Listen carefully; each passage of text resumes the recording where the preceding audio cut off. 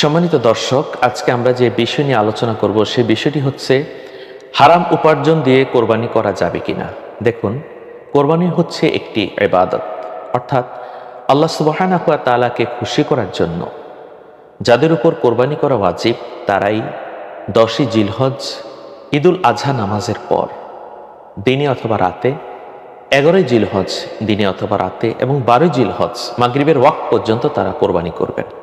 এক্ষেত্রে যারা কোরবানি করবেন, আপনারা শরীকে যারা কোরবানি দিবেন যৌথভাবে অথবা নিজেরা যারা কোরবানি করবেন, অবশ্যই কোরবানির এ অর্থটা হালাল উপার্জন হতে হবে।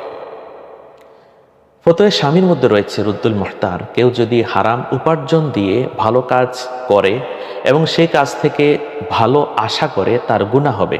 অর্থাৎ হারাম উপার্জন দিয়ে যদি আপনি সওয়াবের আশা করেন আপনি গুনাহগার হবেন।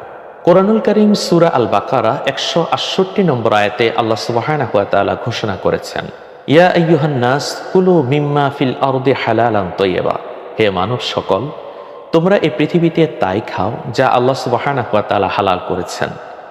কেউ যদি হারাম উপার্জন দিয়ে কোরবানি করে তাহলে তার এই কোরবানিটাও হারাম হবে এবং তার কোরবানির পশুর গোশত খাওয়াটাও কিন্তু হারাম হবে। অতএব আমাদের সকলকে খেয়াল করতে হবে, আমরা হালাল উপার্জন দিয়ে কোরবানি করব। হারাম উপার্জন দিয়ে কোরবানি করে আমরা কাউকে খেতে দেব না। বাইহাকী শরীফের হাদিস, রাসূলুল্লাহ সাল্লাল্লাহু আলাইহি সাল্লাম বলেছেন, তলাবু কাসবুল হালালি ফারিদাতুম বাদাল ফারিদা, অর্থাৎ হালাল আয় রুজি ইনকাম করা হচ্ছে ফরজের থেকে শ্রেষ্ঠতম ফরজ ইবাদত।